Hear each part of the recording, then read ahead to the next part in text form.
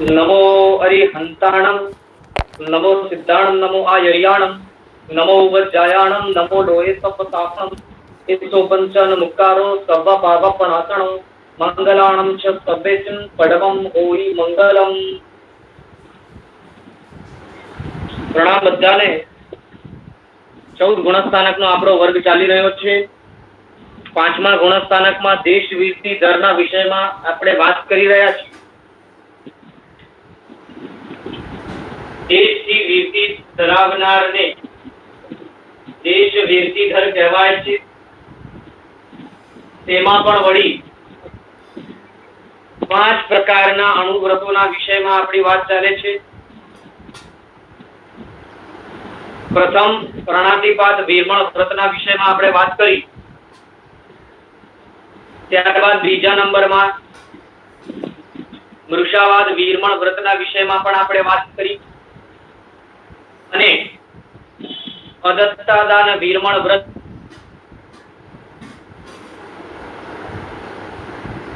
હવે ચોથા નંબરના વ્રતના વિષયમાં આપણે વાત કરશું, જેનું નામ છે સ્થૂલ મૈથુન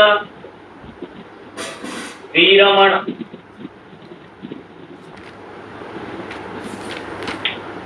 સ્થૂલ મૈથુન વીરમણ। મૈથુન શબ્દ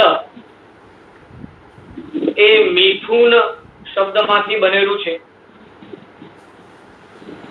અને મિથુનનું અર્થ છે યુગલ અથવા તો જોડકો।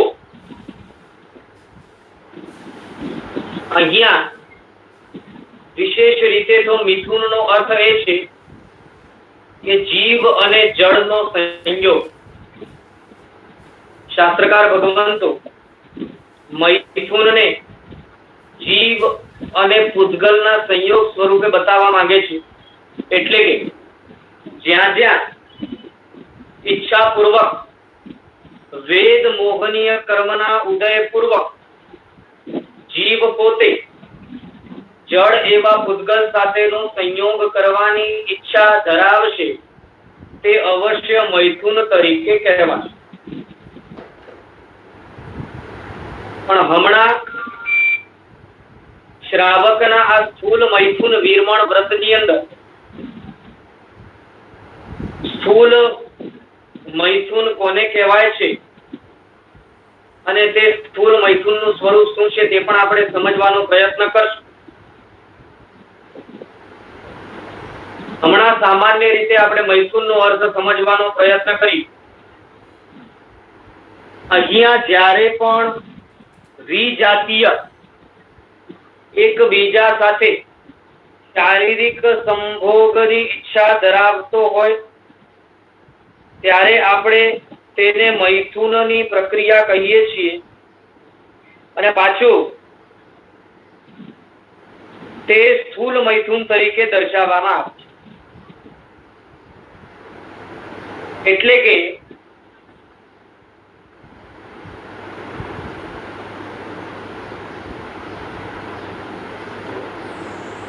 એક જ મિનિટ। હા, તો આપણે વાત કરી રહ્યા છીએ કે 2 પ્રકારના વ્રતના સ્વરૂપની અહીં વાત છે। સ્થૂલ મૈથુન વીરમણ બે પ્રકાર વ્રતની વાત છે। એટલે કે આ સ્થૂલ મૈથુન વીરમણ વ્રત છે એ 2 પ્રકારે છે।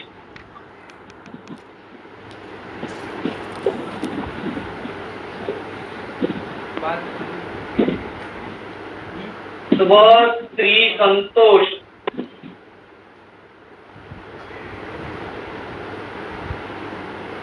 અને બીજા નંબરમાં પર સ્ત્રી ત્યાગ। હવે સામાન્યથી આપણને એવું લાગે કે પર સ્ત્રી ત્યાગ અને સ્વ સ્ત્રી સંતોષ બંને એક જ હોવાય, પણ તેવું નથી। અને માટે આ બે વિભાગ બતાવ્યા છે, સ્વ સ્ત્રી સંતોષ અને પર સ્ત્રી ત્યાગ. એમાં પણ સ્વ સ્ત્રી સંતોષ પહેલા આપ્યો અને પર સ્ત્રી ત્યાગ પછી આપ્યું. એના પાછળનું પણ કારણ સમજવાનો પ્રયત્ન કરશું. પણ તે સમજતા પહેલા આપણે એ સમજીએ કે આ બંનેમાં તફાવત શું છે, અથવા તો સ્વ સ્ત્રી એટલે શું અને પર સ્ત્રી એટલે શું. તો તે સમજાવતા જણાવે છે, જે પણ સ્ત્રી પરણિત હોય અથવા કોઈની માલિકીની હોય તેને પર સ્ત્રી તરીકે કહેવાય. એટલે કે જે બીજા દ્વારા પરણાયેલી છે, બીજાની માલિકીની છે, તેને પર સ્ત્રી તરીકે કહે છે. અહીંયા પર સ્ત્રીની અંદર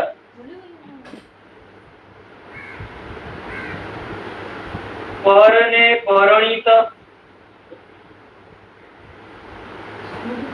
પરણિત સ્ત્રી આવશે, રખાત વગેરે તરીકે કરાયેલી સ્ત્રી આવશે. આ બધી પર સ્ત્રીમાં ગણાય. પર ગૃહિત એટલે કે પર દ્વારા ગ્રહણ કરાયેલી દેવી, પર ગૃહિત દેવી, અથવા તો પર અગૃહિત દેવી. એટલે પર દ્વારા ગ્રહણ કરાયેલી કે નહીં કરાયેલી એવી દેવી, બંને પ્રકારની દેવીઓ પર સ્ત્રીમાં. અથવા તો હજી આગળ જતા પશુ યોનિમાં રહેલી સ્ત્રી.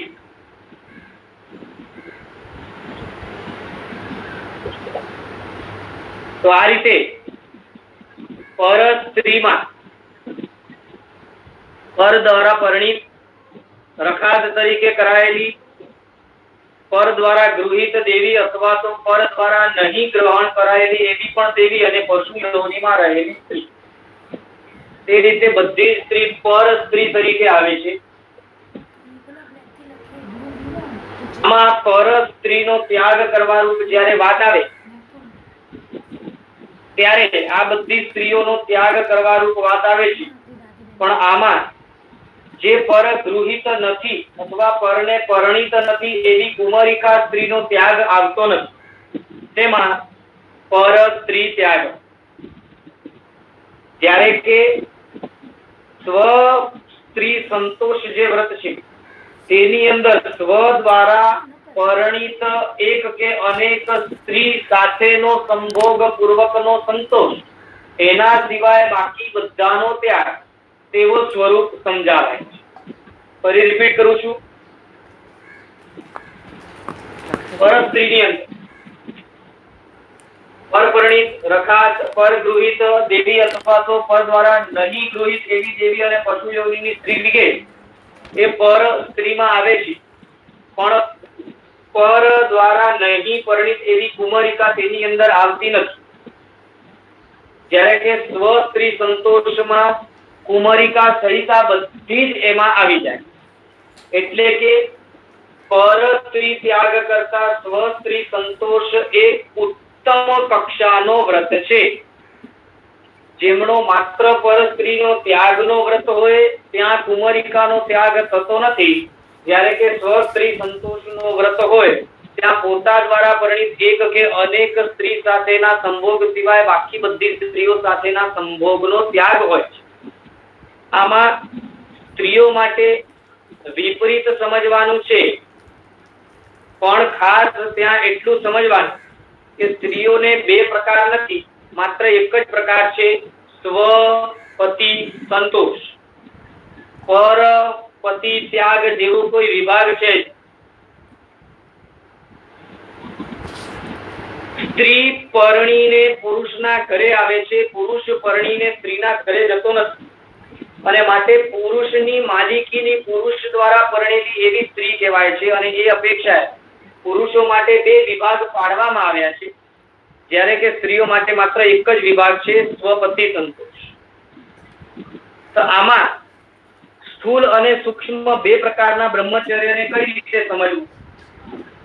તો કહે છે મન વચન અને કાયા દ્વારા, મન વચન અને કાયા દ્વારા ઔદારિક અથવા તો વૈક્રિય એ બંને પ્રકારના શરીરને ધરાવતા દેવીઓ અથવા તો માનુષી વગેરે દ્વારા, એટલે કે વિજાતીય સાથેનો સંભોગ કરવો તેને સ્થૂલ થી અબ્રહ્મ કહે છે. મન વચન કાયાથી ઔદારિક આદિ શરીરધારી માનુષી સ્ત્રી કે દેવી વગેરે સાથેનો વિજાતીય સાથેનો સંભોગ તેને સ્થૂલ અબ્રહ્મ કહે છે. જ્યારે કે મોહનીય કર્મના વેદ મોહનીય કર્મના ઉદયના કારણે ઇન્દ્રિયજન્ય વિકારો વગેરે જે આત્મામાં ઉત્પન્ન થાય છે તેને સૂક્ષ્મ અબ્રહ્મ તરીકે જણાવે છે. આ બંને પ્રકારના અબ્રહ્મમાંથી આ બંને પ્રકારના અબ્રહ્મ જે છે તે બંને પાછા બોર્ડ ઉપર લખીને બતાવું.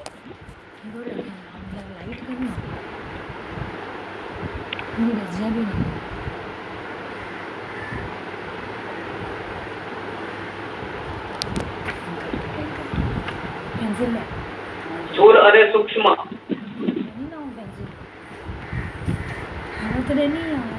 કાયા વિજાતીય સાથે નો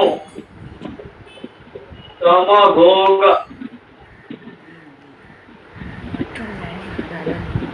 અને સૂક્ષ્મ નો અર્થ છે આત્મામાં વેદ મોહનીય કર્મના કારણે જે ઇન્દ્રિય આદિમાં વિકૃતિ જે ઉત્પન્ન થાય છે, વિકાર જે ઉત્પન્ન થાય છે તે અહીં સૂક્ષ્મ અબ્રહ્મ તરીકે બતાવેલું છે. સૂક્ષ્મ અબ્રહ્મ તરીકે ત્યાં બતાવે છે. આમાં પણ વળી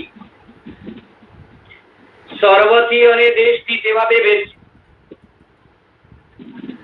સર્વથી અને દેશ એટલે કે મન વચન કાયાથી સંપૂર્ણપણે વિજાતીય સાથેનો સંભોગ સંપૂર્ણપણે કરણ કરાવણ અનુમોદન સ્વરૂપે ત્યાગ કરવું તે સર્વથી બ્રહ્મચર્યનું પાલન બતાવે છે. તો ત્યાં સર્વથી જે બ્રહ્મચર્યનું પાલન બતાવે છે તેના 18 ભાંગાઓ થાય છે. તે કઈ રીતે થાય છે તે આપણે જોઈશું.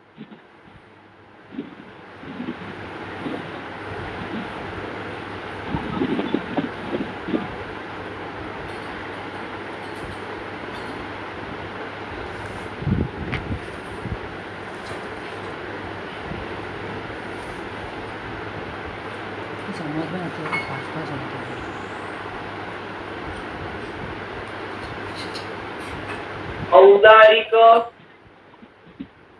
અને વૈક્રિય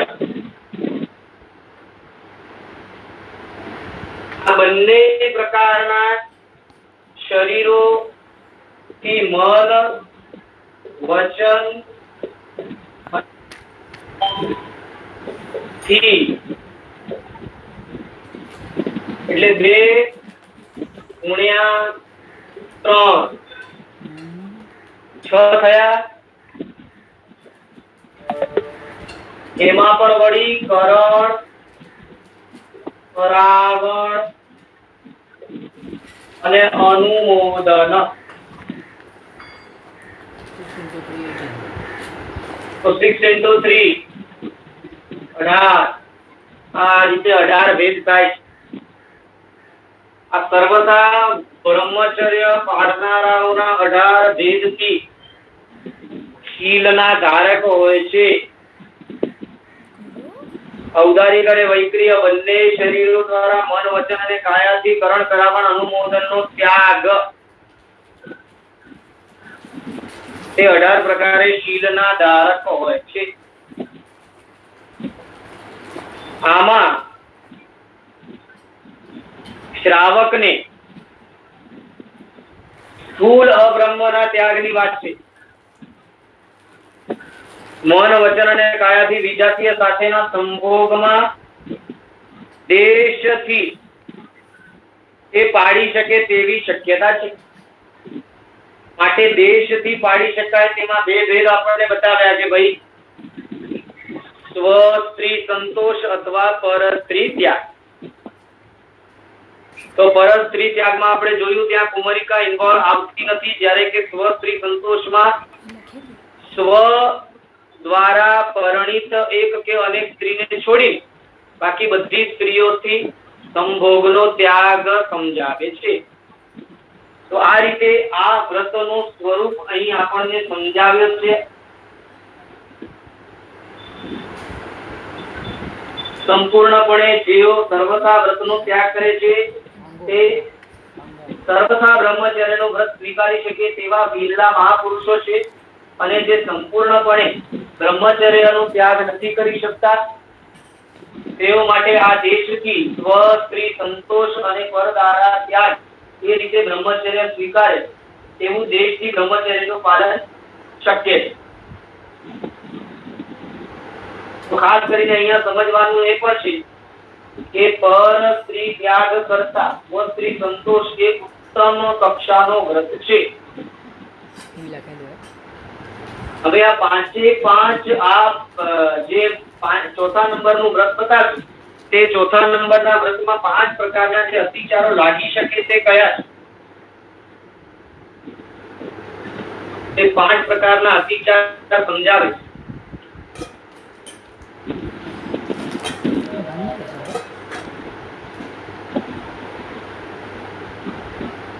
मुझे भी अभी खराब है, 4 की मारी पकड़ी जाती थोड़ा बोले तो हल्ला ना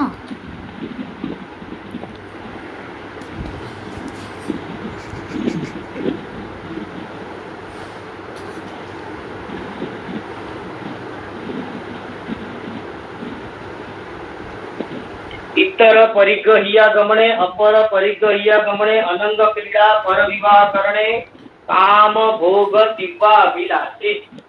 આ 5 પ્રકારના અતિચારો બતાવ્યા છે.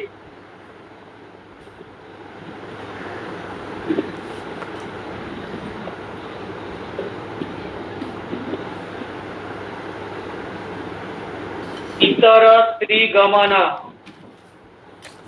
એટલે ઇતર અપરિગૃહિત.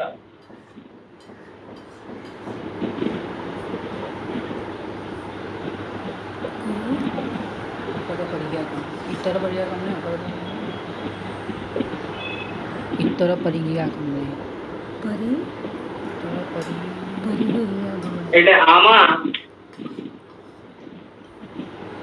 એવી સ્ત્રી કે જેનો હવે કોઈ ધણી રહ્યો નથી પણ પહેલાથી પરણેલી હતી તેવી જે સ્ત્રી હોય એટલે કે જે વિધવા હોય તે વિધવા સ્ત્રી તરીકેની પણ અહીં વાત કરે છે.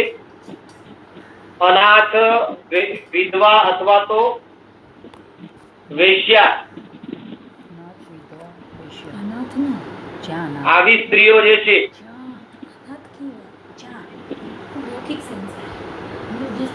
એવી સ્ત્રીઓ દ્વારા થતું એમની એ સ્ત્રીઓ સાથેનું થતું સંભોગ જે બીજાઓ દ્વારા પહેલા ગ્રહણ કરાયેલી હતી અને પછીથી હવે તે માલિક વિનાની છે તેવી જે સ્ત્રીઓ હોય તેમના સાથે જે ભોગનું સંભોગની ચેષ્ટાઓ થાય તેના કારણે અતિચાર લાગે છે. જેમ કે કોઈ વેશ્યા વગેરે હોય અથવા તો વિધવા વગેરે હોય તેવી સ્ત્રીઓ સાથે કોઈ સંભોગની ચેષ્ટાઓ થાય તો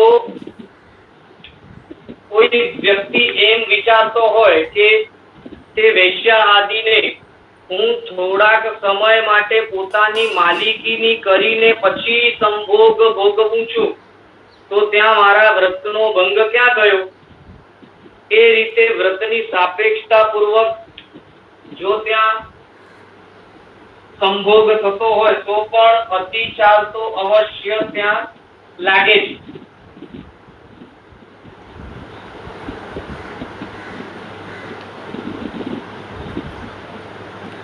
चेष्टा ડેઇલી બેસિસ.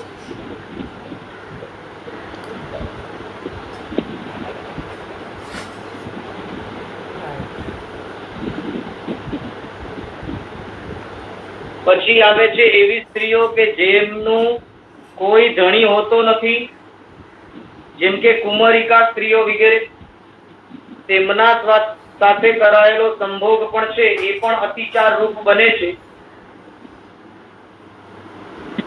ત્યારે પણ સંપૂર્ણપણે વ્રત ભંગ ન થવા છતાં અંશથી તો અવશ્ય તેનો વ્રત ભંગ થાય તેવી શક્યતા છે, માટે તેને પણ અતિચારની અંદર ગણવામાં આવી છે. એટલે માલિકી વિનાની જે સ્ત્રી હોય તેના સાથે અનાભોગ આદિથી અતિચાર લાગે, પણ અનાભોગથી ના હોય ને આભોગથી હોય તો વ્રત ભંગ થાય.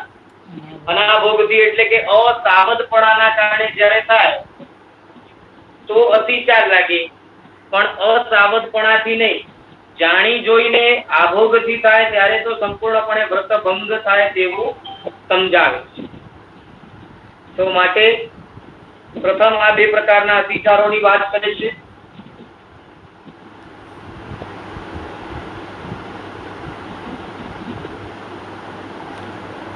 જાણી જોઈને ટૂંકમાં આમાં સમજવું કે અમુક સમય માટે પોતે માલિકીની બનાવીને ભોગવે છે એવી સ્ત્રીઓની વાત કરે છે. થર્ડ નંબરમાં અનંગ ક્રીડા.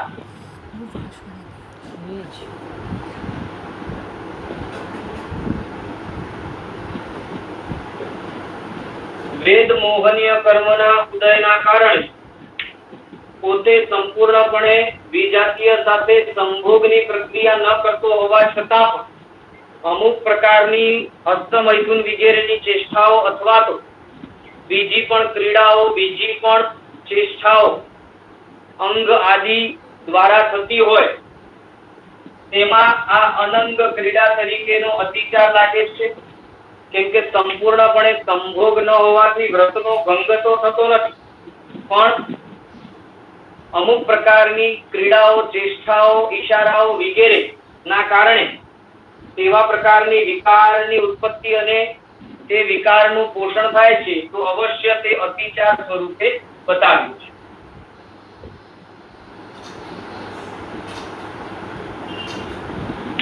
પછી ચોથા નંબરની અંદર કહે છે પર વિવાહ કરણે.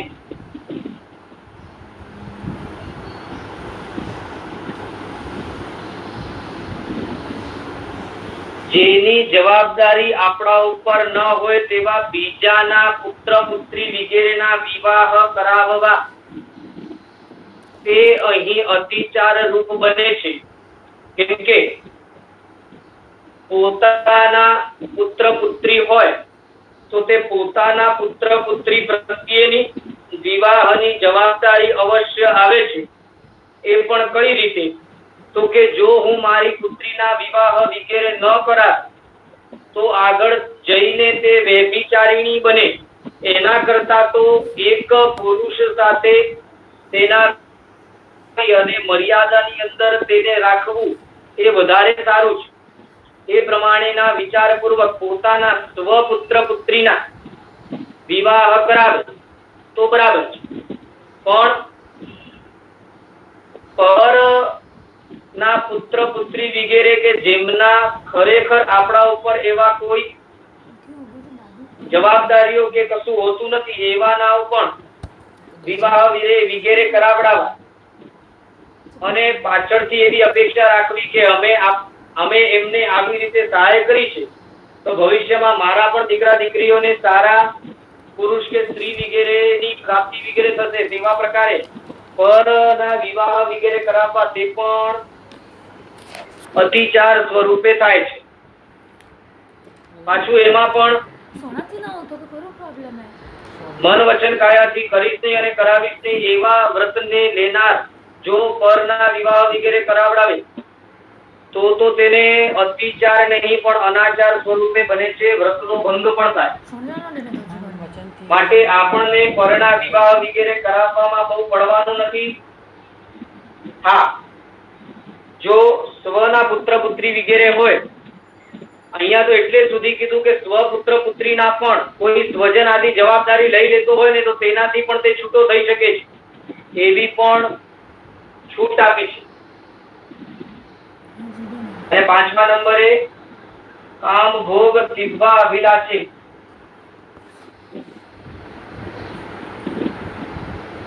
એટલું ફાસ્ટ ભરે છે ને એટલે પછી સજેશન બી કહી છોડો એવું છોડીએ તો બી છીએ ને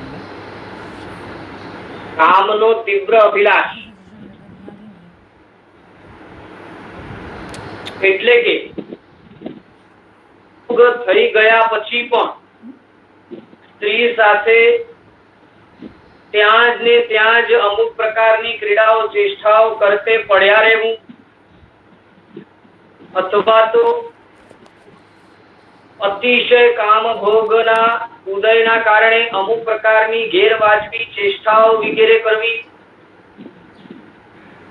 સ્ત્રી સાથે સંભોગ થઈ ગયા બાદ પણ અમુક પ્રકારની ચેષ્ટાઓ કરતે વિશેષ પ્રકારના કામ ભોગના તીવ્ર અભિલાષાને ધારણ કરવા પૂર્વક ચેષ્ટાઓમાં ક્રીડાઓમાં આગળ વધવું, તે બધું આની અંદર આવે છે. તો અવશ્ય તે પણ અતિચાર સ્વરૂપ બને. તો કામ ભોગની પ્રક્રિયા પૂર્ણ થઈ ગયા બાદ વિશેષ પ્રકારની તીવ્ર અભિલાષા હજી આકુળ વ્યાકુળ બનાવે અને અમુક પ્રકારની તીવ્ર ક્રીડાઓ કરાવવા પાછળ આતુર થાય તો તે પણ આ કામ ભોગ તીવ્ર અભિલાષના રૂપ અતિચારની અંદર આવે. આ રીતે અહીં આપણને વ્રત સમજાવવામાં આવ્યું છે. આ વ્રત ધારણ કરવા દ્વારા અને તે વ્રત મજબૂત બની રહે, તે મજબૂતીને બરાબર પકડી રાખવા અમુક પ્રકારના બીજા નિયમો આદિ પણ લેવા જોઈએ. જેમ કે પર સ્ત્રી સાથેનો કોઈ પણ સંબંધ રાખવો નહીં, વાતચીત વગેરે કરવી નહીં, કરવી પડે તો પણ હાસ્યપૂર્વક હસી હસીને કે રાગપૂર્વક વાતો ન કરવી, દ્રષ્ટિ નીચે જ રાખવી, આવી બધી સ્ત્રીઓ જે ક્ષેત્રમાં હોય તે ક્ષેત્રમાં જવું નહીં, સ્ત્રીઓ સાથેની કોઈ મિત્રતા વગેરે ન રાખવી, આ બધી વાતો નિયમપૂર્વક અવશ્ય આપણા જીવનમાં હોવી. અને સાથે સાથે એવું પણ કહે છે કે આ વ્રતને સ્વીકાર કરતા એવી ભાવના ભાવતી કે ધન્ય છે એવા મહાપુરુષોને કે જેઓએ ખરેખર સંસારના મૂળ સ્વરૂપ આ મૈથુન વ્રત અવ્રતને ત્યજીને સંપૂર્ણપણે સર્વતા મૈથુનનું વિરમણ કર્યું છે. મન વચન અને કાયા દ્વારા કરણ કરાવણ અને અનુમોદનનો ત્યાગ કરી વિશેષ પ્રકારનું સત્વ જીવનમાં પૂરવ્યું છે. અને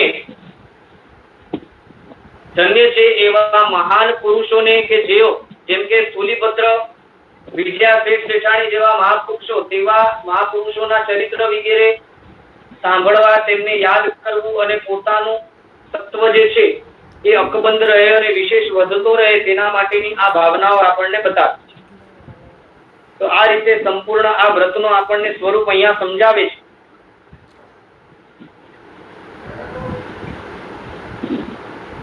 હવે આગળ આપણે પ્રશ્નોત્તરી તરફ જઈએ. પ્રશ્ન એવો એક આવ્યો છે, 18,000 શીલાંગના ધારક તે સમજાવો. તે કેલ્ક્યુલેશન બહુ વિશેષ છે, તે અવશ્ય અન્ય ગ્રંથોથી જાણવા મળશે.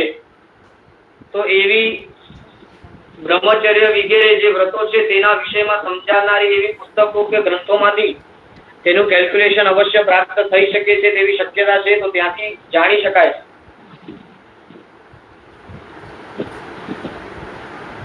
પરેશભાઈ હરિયા બોલો. આજે આપણા પાસે થોડોક સમય અલ્પ છે, આપણે 5 વાગે પૂર્ણ કરશું. એક અગત્યનું કાર્ય બાકી છે. હાજી પરેશભાઈ બોલો. નહીં ગુરુજી, થઈ ગયું. તમે વચ્ચે કંઈક રિપીટ કરી દીધું જ્યારે મારે ડાઉટ હતો ત્યારે. થઈ ગયું. અચ્છા ઓકે. ચલો, એક પ્રશ્ન છે, અતિક્રમ અને વ્યતિક્રમ સમજાવો. ઓકે, 4 જુદા જુદા વિષયો છે: અતિક્રમ, વ્યતિક્રમ, અતિચાર અને અનાચાર.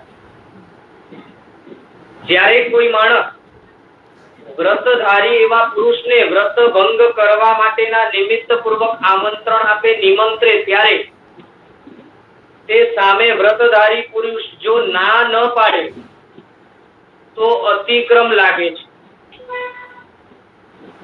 એને કરવાની ઈચ્છા ન હોય છતાં પણ ધારીને તે આ મને કરવા યોગ્ય નથી તેવી ભાવનાપૂર્વક ના ન પાડે તો અતિક્રમ લાગે છે.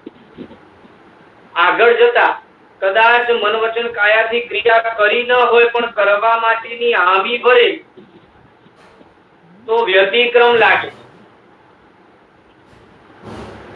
ચેષ્ટા કરે પણ સંપૂર્ણપણે વ્રતભંગ ન થાય ત્યારે અતિચાર, અને ચેષ્ટા કરે ત્યારે સંપૂર્ણ વ્રતભંગ થાય તો અનાચાર.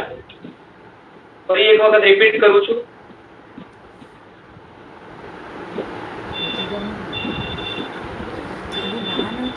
જ્યારે કોઈ માણસ વ્રતધારીને વ્રતભંગ થઈ શકે તેવી શક્યતાનું નિમંત્રણ આપે ત્યારે, એટલે કે ટૂંકમાં એવી કોઈ પણ પરિસ્થિતિ સર્જાય કે જ્યાં વ્રતભંગ થવાની શક્યતા હોય અને ત્યાં તે વ્રતભંગ થવાની શક્યતાનું નિમંત્રણ મળતાની સાથે તે વ્યક્તિ, વ્રતધારી વ્યક્તિ ના ન પાડે પછી અવશ્ય તે ના મન સુધી સીમિત પણ કેમ ન હોય, ના આ કરવા જેવું નથી એવું વિચારે પણ તેવું ન થયું તો અતિક્રમ લાગે છે. જો કરવા માટેની હામી ભરાય તો વ્યતિક્રમ, પ્રવૃત્તિ થાય અને વ્રત સંપૂર્ણપણે ન ભંગ થાય તો અતિચાર, અને પ્રવૃત્તિ થાય સાથે પૂર્ણપણે વ્રત ભંગ થાય તો અનાચાર કહેવાય છે. રમીલાબેન બોલો.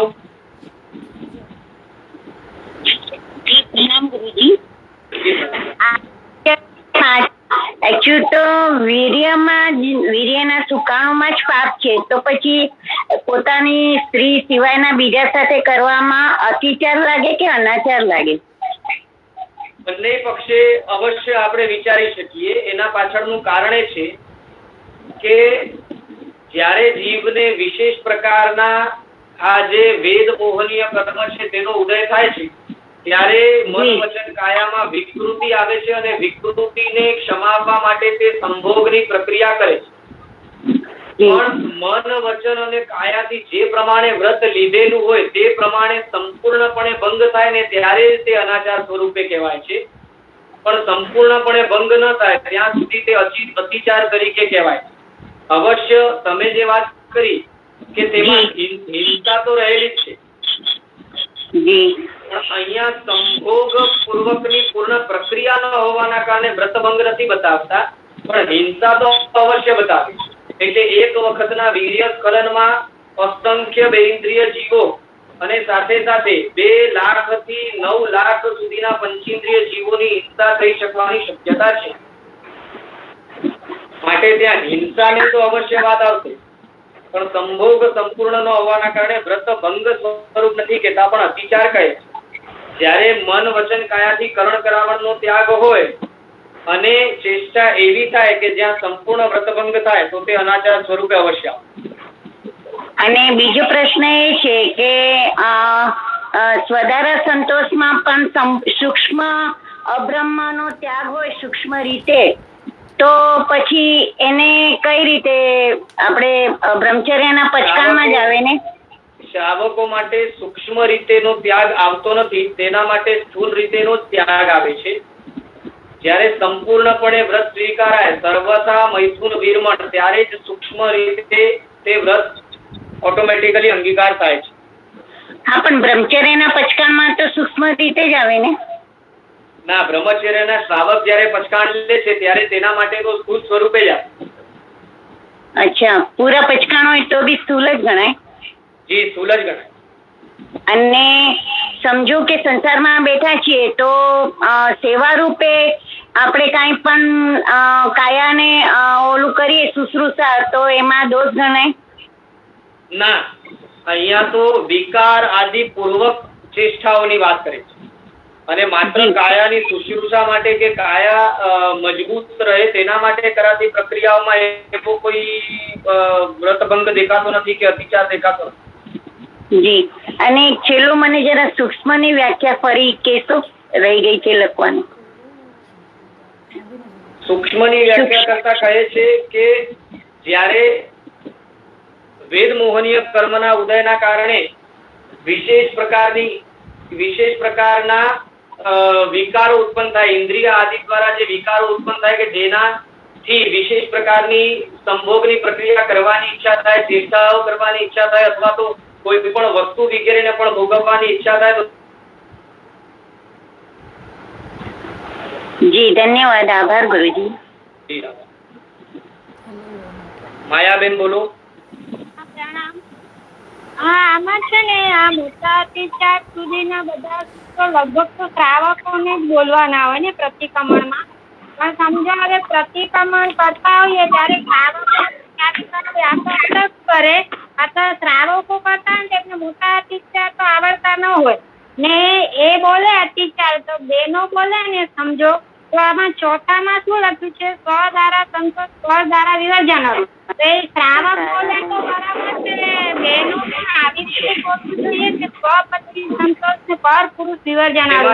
એમાં એવું છે કે જ્યારે શ્રાવકો જો સર્વપ્રથમ તો આપણા અહીંયા વિધિ એવો છે કે શ્રાવકો અને સ્ત્રીઓએ સાથે પ્રતિક્રમણ કરવાનું જ નથી. પણ હમણાંની અવસ્થા એવી છે કે પુરુષોને પ્રતિક્રમણ વગેરે આવડતા નથી અને માટે સ્ત્રીઓ સાથે કરવું પડે છે. તો સર્વપ્રથમ તો એ શ્રાવકો માટે લજ્જા સ્વરૂપ બનવું જોઈએ અને માટે તેઓએ અલગથી પ્રતિક્રમણ કરવું જોઈએ અને એના માટે શીખવું જોઈએ.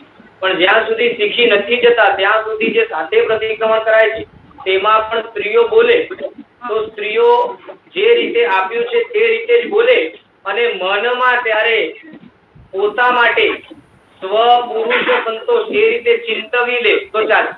ના પણ સમજો અલગ અલગ જ કરતા હોય, શ્રાવકો અલગ રૂમમાં કરતા હોય અને શ્રાવિકાઓ કરતા હોય અલગ. તો ત્યારે અમે લોકો જે બહેનો બોલીએ તો એમાં સ્વપતિ સંતોષ ને પર પુરુષ વિવર્જનારૂપ એવી રીતે બોલીએ તો ચાલે ને? એમાં પછી પાછું એવું છે કે ખાસ એટલું ખ્યાલ હોવું જોઈએ કે પરપતિ વિવર્જનારૂપ એવો કોઈ ભાંગો સ્ત્રીઓ માટે હોતો નથી. પર પુરુષ વિવર્જનારૂપ. હા, એ જ કહું છું, પર પુરુષ વિવર્જનારૂપ જેવો કોઈ ભાંગો સ્ત્રીઓ માટે હોતું નથી. એટલે સ્ત્રીઓ માટે તો એટલું છે પર પુરુષનો સ્વ પુરુષનો સંતોષ. અચ્છા, તો બોલવું આવી જ રીતે જોઈએ ને, સ્વ દ્વારા સંતોષ ને પદ દ્વારા વિવર્જન. અને બીજું આ અપર પરિકૃત છે તો એમાં વિધવા કુમારિકા થોડું લખ્યું છે તો અમને લોકો વિધુર ને કુમાર બોલીએ તો ચાલે કે ના ચાલે? જે આપ્યું છે તે જ બોલશું. એ જ બોલવાનું. અચ્છા, અને તમે હમણાં અતિક્રમ વિશે સમજાવ્યું ને, તો હવે એમાં શું થાય કે સમજો આપણું બાળકને આપણે તપસ્યા કરાવીએ અને એનાથી ન સહન થાય તો એને કહીએ જવા દે, પાણી પી લે, દવા લઈ લે, તો એ સમજો એ તો નથી સમજતો. પણ હવે હું સમજો કહું તો મને પણ દોષ લાગે એમનો વ્રત ભંગો કરવામાં.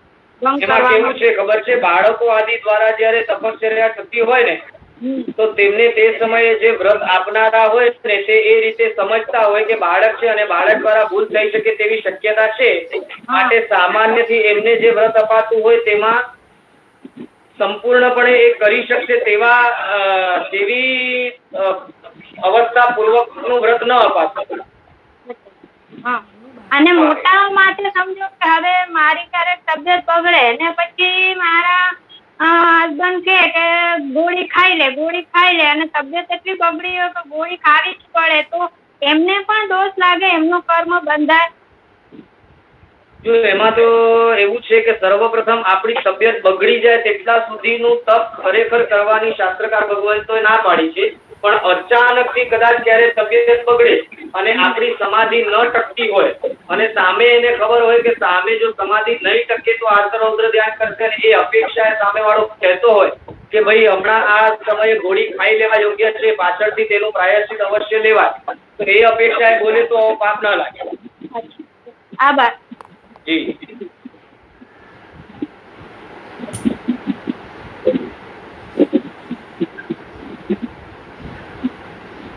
ચલો એક પ્રશ્ન એવો છે, સત્ય કી વિદ્યાધર વિશે સમજાવો. સત્ય કી વિદ્યાધર વિશે મેં પોતે હું સમજ્યો નથી, મને ખ્યાલ નથી, તો હું કઈ રીતે સમજાવું એ હમણાં માટે શક્ય નથી. એક પ્રશ્ન છે, એક કલ્યાણ મિત્ર તરીકે સારી વાર્તા પણ વિજાતીયથી ન કરવી. જો અહીંયા તો સ્પષ્ટપણે એટલું સમજવું, કલ્યાણ મિત્રની જ્યાં વાત આવે તો સ્ત્રી માટે સ્ત્રી કલ્યાણ મિત્ર હોય ને પુરુષ માટે પુરુષ કલ્યાણ મિત્ર. હા, પોતાની સ્વ સ્ત્રી હોય તે પોતાના પુરુષ માટે કલ્યાણ મિત્ર તરીકે બની શકે, પોતાના ભાઈ બંધુઓ હોય, પોતાની માતા વગેરે હોય તે કદાચ બની શકે, પણ પર સ્ત્રી કે જે પોતાની સ્ત્રી તરીકે નથી તેવી સ્ત્રી તો અવશ્ય કાં તો બેન હોય, કાં તો માતા હોય, કાં તો પત્ની હોય, પણ મિત્રતા તરીકેનો કોઈ વિશેષ સંબંધ આપણા આર્ય પરંપરાની સંસ્કૃતિમાં આવતું નથી. માટે તે અપેક્ષાએ પણ મિત્રતા તરીકે પણ સ્ત્રી સાથે કોઈ એવી વાર્તાલાપ કે વાતો કે સંબંધ આદિ ન હોય તે વિશેષ. સ્વપ્ન દોષ થાય અનિચ્છાથી તો અવશ્ય તેનું પણ આપણને પ્રાયશ્ચિત લેવું.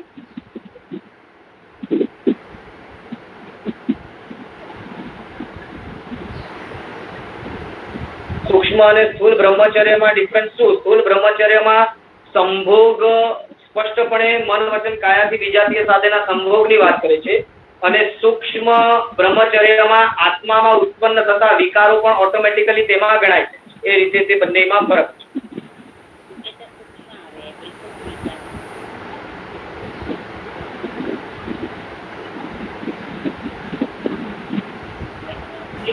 તો એક પ્રશ્ન છે કે અતિચાર જયારે બોલીએ છીએ તો સ્વ તારા સંતોષ જ કેમ નથી બોલતા, પર તારા વિવર્જના કેમ બોલે છે?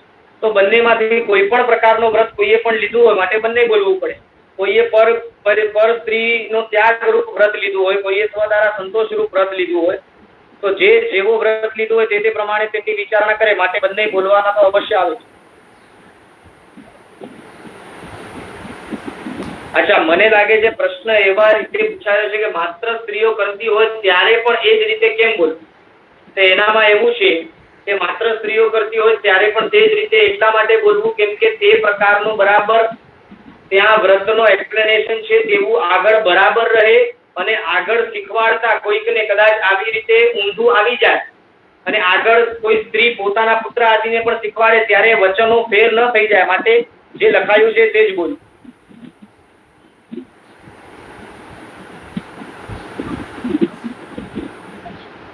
આપણા શ્રાવિકાને કોઈ વિજાતીય સારી વાતો કરે તો તે માટે વિજાતીયની સાથે વાત કરીએ તો ના, કોઈ જરૂર નથી.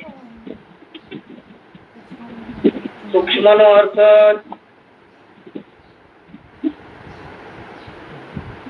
અર્થ આપણે બતાવ્યું ને કે વેદ મોહનીય કર્મના ઉદયથી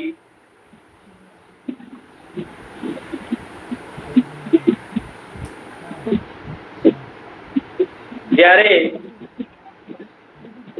ઇન્દ્રિયો આદિમાં વિકાર ઉત્પન્ન થાય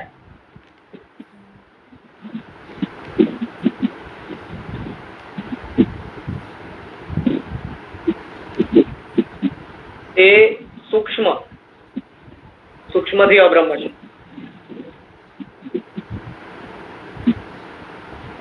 હરેશભાઈ મહેતા બોલો, છેલ્લો પ્રશ્ન લઈને આપણે પૂર્ણ.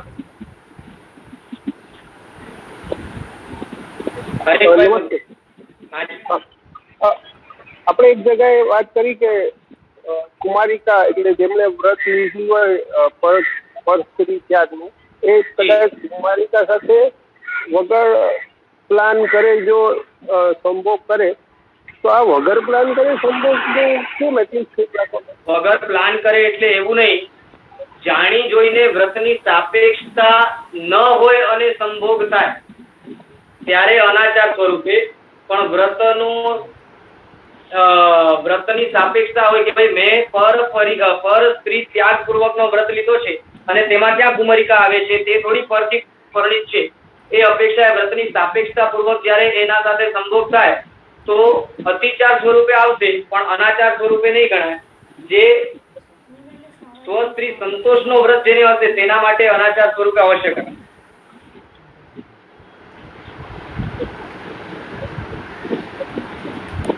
ચલો હવે આજ માટે આપણે એટલું રાખીએ.